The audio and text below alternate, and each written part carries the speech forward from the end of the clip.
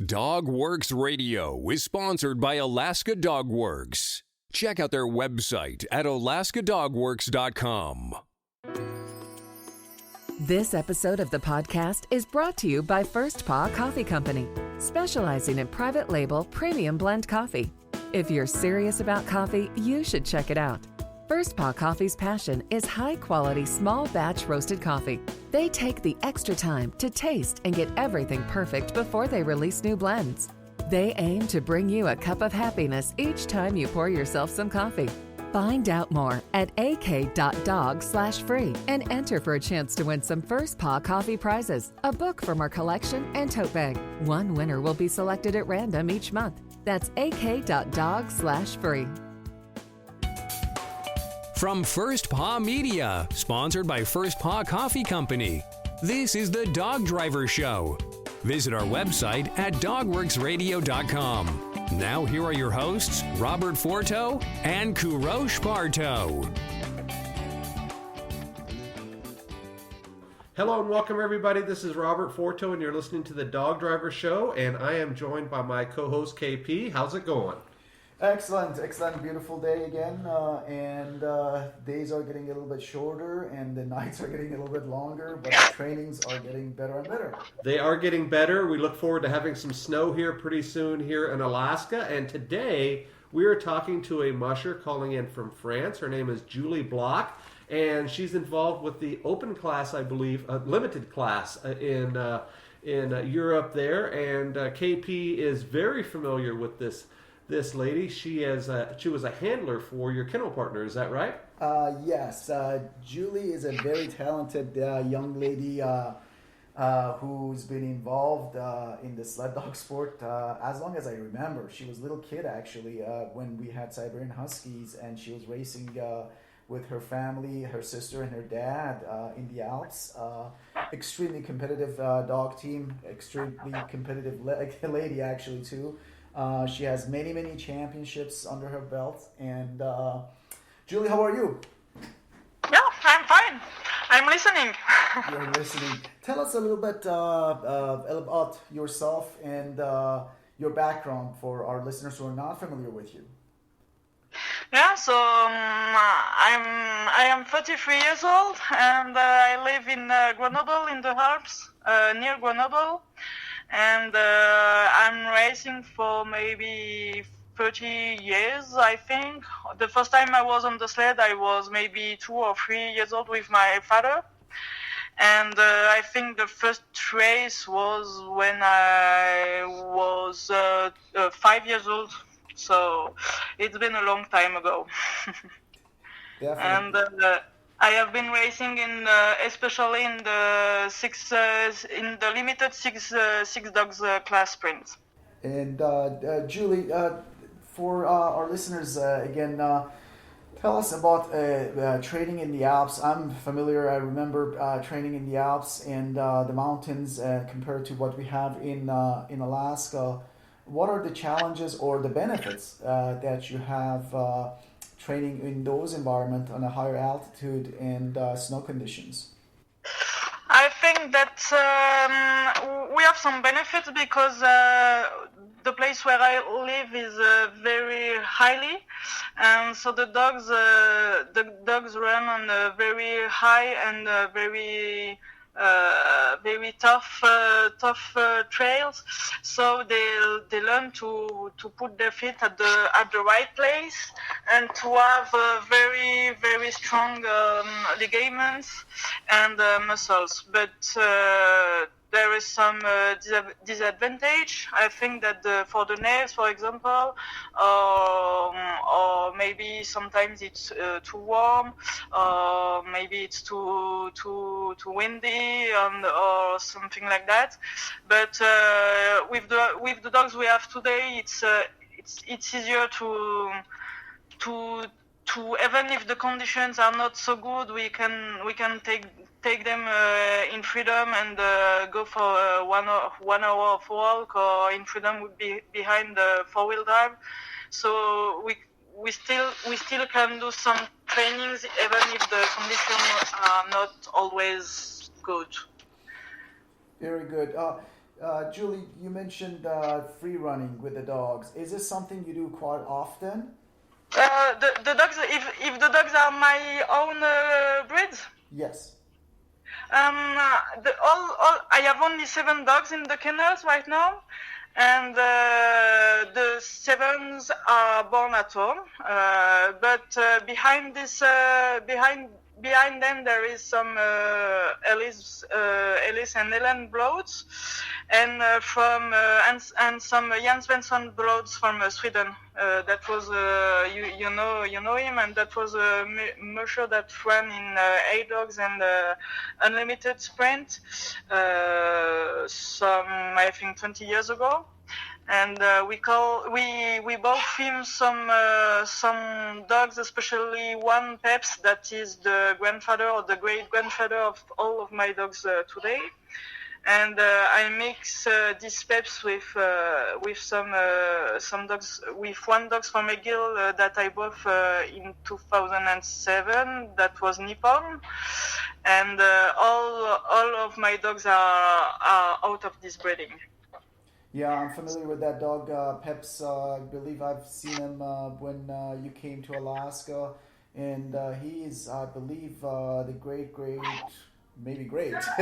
grandfather of my leader. That was, I think, the best dog we have until the dogs I have today in front of my sled, and I think that Peps won. Certainly one of the only one in the team we have 20 years ago that could still run with my 2 days dogs. He was really outstanding. I think that. Are majority of the bloodlines that you have in your yard coming from Scandinavia? I have dogs from Jan and also from Marc Parmentier. I don't know if you know him. Yes. Marc Parmentier, yes. But Marc had some dogs also from Jan and Lolo. So I just breed this brood with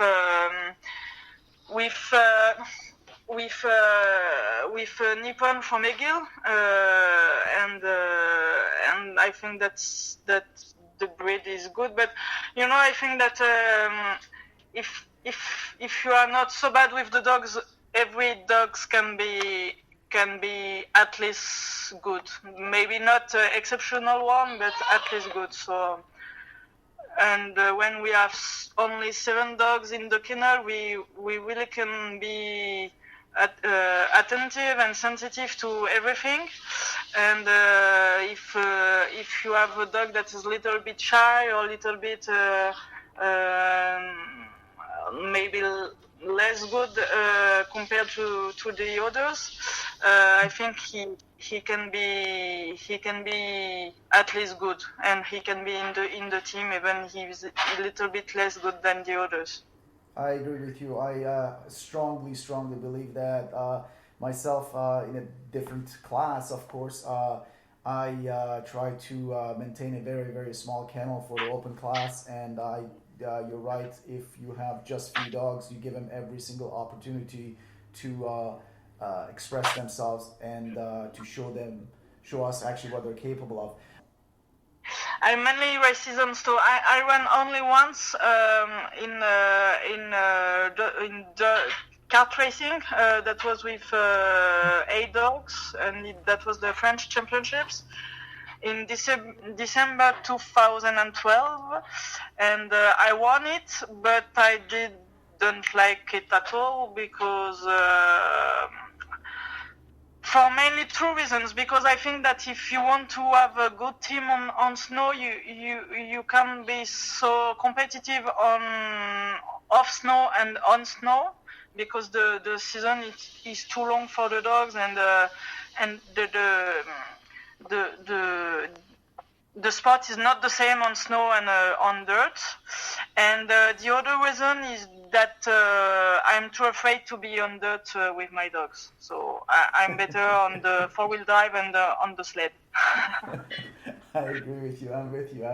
I don't feel very comfortable on a cart either, but it's a sport which is becoming very, very popular. Is it very popular in France too? the Yeah. Highland?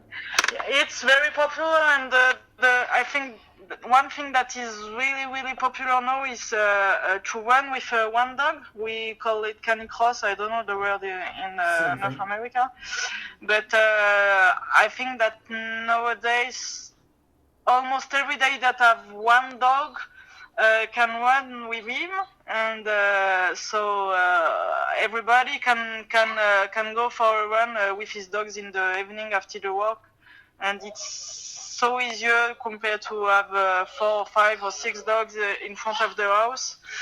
But yes, the and I think with the climate changes, it's also it will be maybe easier to be on the dirt compared to the snow, because in France we have snow, but it's hot, and we don't have snow, and the conditions are not always so good. So the dirt is still here, whatever the climate.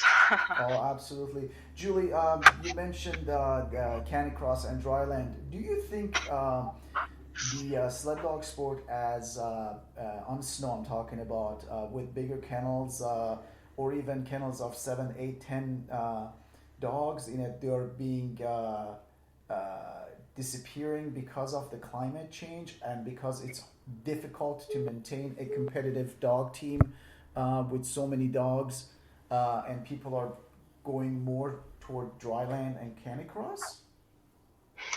It's a tough question. I don't know. Maybe I don't know what is the climate now in Alaska, but I think the on snow sports in countries like Spain, like Italy, like France, like Switzerland, even if there is still some really cold places, the most part of the year we have some really warm weather, and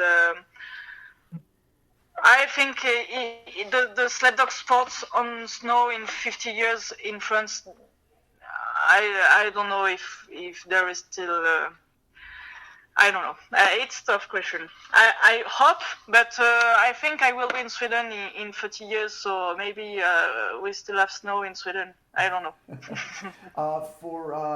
For this year, have you started training yet? And if yes, how many miles are you going, and how many times a week are you training? This year will be a year off for me, because in the 6 dogs I have in my team last year, 3 of them will be 8.5. So if the European Championships would have been near France, or even not in Sweden, I could train them and do the season for the European Championship.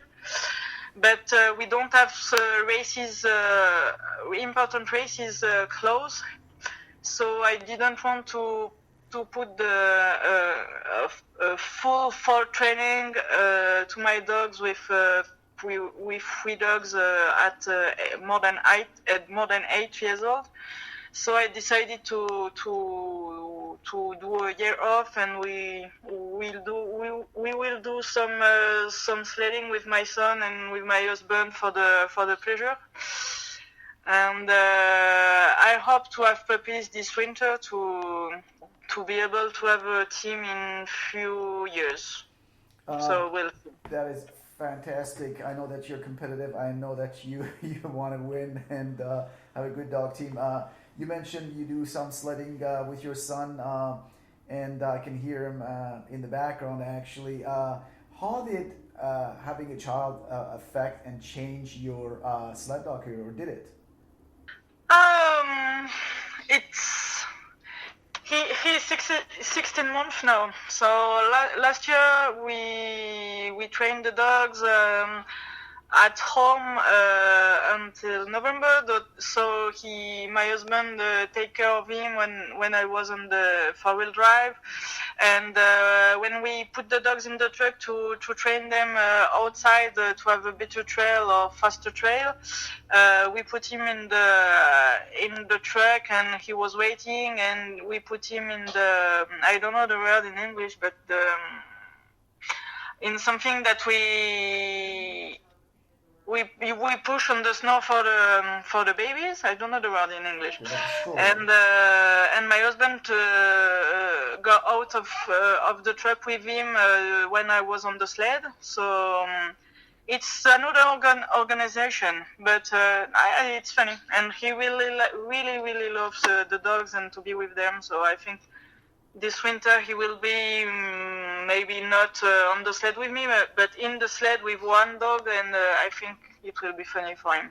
So earlier you learned about First Paw Coffee Company, and now I'm going to tell you about its Tail Wagger Blend. First Paw Coffee Company's Tail Wagger Blend is their first offering, and its name and label were crowdsourced from their Facebook fans. How cool is that? The Tail Wagger Blend is a private label premium blend that was developed just for them. It is a medium roast from Colombian beans with tastes of Brazil nuts, grapefruit, and oak. Be sure to go to ak.dog/free and enter to win a bunch of cool prizes. That's ak.dog/free. You've been fortunate enough, Julie, to be able to race and see the sled dog circuit in Europe, in Alaska, and in the lower 48 of the United States. What are the differences, in your opinion, between the racing that you do in Europe, in France, in the Alps, and what we do here in Alaska or some in the lower 48? The main difference is I think is what we ask to the dogs. In Alaska, we need more fast dogs than powerful dogs. Even if to have a fast dog, he needs to be really to have a lot of muscles and to be really powerful. But I think in France and in the Alps, not in Scandinavia, but in the Alps, we need to have powerful dogs that can be fast also, because we can take maybe 45 or 46 kilometers per hour in down, and the main differences is that dogs have to be able to run when it's warm. In the World Championship in 2015 in Germany, I think the last heat that was maybe 5 degrees, and that was rainy. So that was 12.5 kilometers in the 6 dogs class, and 12.5 kilometers in the 6 dogs class at 5 degrees is quite tough for the dogs. So I think that the main differences is the temperature and the trail profiles. Yeah, that's definitely tough. We don't have these conditions here. And it is definitely different. You also have a completely different diet in France, as much as I know, compared to the other Europeans. You use an American brand dog food, correct? I do not understand. I said your dog food that you use in France, you use an American brand dog food in Europe, correct? Yeah, I used Momentum from Dr. Tim for 10 years, and this is an amazing food, maybe certainly the best I have ever had. But I changed now for 6 months, and I give Bridna, Spain brand. Iker, I don't know if you know him. Iker feeds with that, and it seems good. But Dr. Tim is really amazing food. Yeah, was it difficult to have an American brand in Europe? That was difficult because we were only maybe 2 or 3 to feed with this food, and a team made this food in England in a platform, and so they have to make some 10 tons, or I don't know the quantity, but for only 2 mushers that was a lot, and just between us the hard thing with was the price, so that became a little bit too expensive for me and for the family, for the family budget. The Spain food is cheaper. You mentioned that you been racing for almost 30 years around Europe, and if you can put one race which stands apart from the rest of them, one of the most interesting and extraordinary experience that you had, what race and what event would you call it? I should say the World Championship in 2015 in Germany. I won it, but that was at the end of February, and in the beginning of January, I had a surgery, an intestine surgery. So I don't know at all if I would be able to run those World Championship. I took the risk, and my sister took the team to qualify it for 2 races to be able to run in Germany. And after the second day, I had just one second in advance in front of Rita Kempe from Finland, and yes, that was a really, really tough race, but I liked it. That was a really good race. That is fun. Hopefully you're gonna be able to put the dog team back together for the upcoming years. I know that you'll do great. Robert? Yes, Julie, I have a couple of questions, and before we get to our final question that we ask every guest that we have, my question is about having a really small kennel like you do. You said you had 7 dogs, and for all of the dog drivers or dog mushers we've had on the show, I believe you have the smallest number of dogs. Do you think for you, in your opinion, is that a benefit, or would you prefer to have more dogs to choose from? I think maybe this true to have just 7 because in those 7 dogs, one is sick. So for the World Championship in January this year, I had just 6 dogs that can run in the 6 dogs class. So that was quite difficult because no injury, no. But I think I take it like an advantage because that we are compelled to be the best we can with the dogs, and to be careful of everything, of every even the very little injury is important. And I always had a really, really small kennel. I mean, to run in the 6 dogs, I think I had maybe, the most I had that was maybe 8 dogs. And I take it like an advantage. And as I said before, I think that in a small kennel, the dogs can be more at their ease, and they can bring out the best of them easier. And I think it's easier to for us also, because just one team in training, so one group in freedom, and all the the time I pass with them, I pass with them all 7. I don't have two or three teams to train. I don't have to do the first one really fast because I still have 2 or 3 teams behind, and I don't want to change this type of work with my dogs. That's sure. Excellent, for sure. So my last question, as I mentioned, is one that we ask all of the guests that we have on, and that is, if somebody were to come to you and ask for one piece of advice, they're just getting involved in the sport, what would you tell that person? To go to see and to ask some question to the good mushers, because I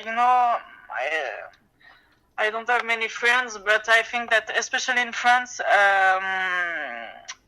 a lot of people say I'm the best, and they don't want anything, and it's really easy to have good results, maybe not very good results, but good results, just buying some really good dogs in the best kennels, but I think if you don't learn to be good in trainings with your dogs, with yourself, and to be good with the dogs, and to give them the good food, and to have a good vet, and it's not magic with the dogs, and so I should say that to see how work some really good mushers like Gil, like Rudy, like Kenny, like Buddy, I don't know, but there is a few really good mushers, I think, and it's really important to see what they see with the genetic, with the work, with the trainings, and so. Excellent. KP, anything in closing? No, I just want to thank you, Julie, for spending the last 28 minutes with us, and was looking forward to meet you again, revisit the World Championship last year in France, but it didn't work out because of the flights and all of that. But hopefully we can get together again in Alaska or in Europe and race dogs and visit again. Okay, thank you. Excellent. Thank you very much, Julie, for joining us today. And on behalf of my co-host, KP, this is Robert for the Dog Driver Show. We will see you guys next time. Goodbye. This episode of the podcast is sponsored by First Paw Coffee Company. Learn more at firstpaw.coffee. From First Paw Media, this is the Dog Driver Show. We hope you enjoyed this podcast, and we invite you to subscribe in Apple Podcasts, Spotify, Stitcher, or wherever you get your podcasts. You'll find a link on the episode notes. You can tap or swipe on the episode cover art, and you can see some offers from our sponsors. You can support our show by supporting them. If you like what you have heard, we would love it if you could give us a 5-star rating and tell your friends how to subscribe too. Your hosts are Robert Forto and Parto. Our producer is Robert Forto and created for First Paw Media.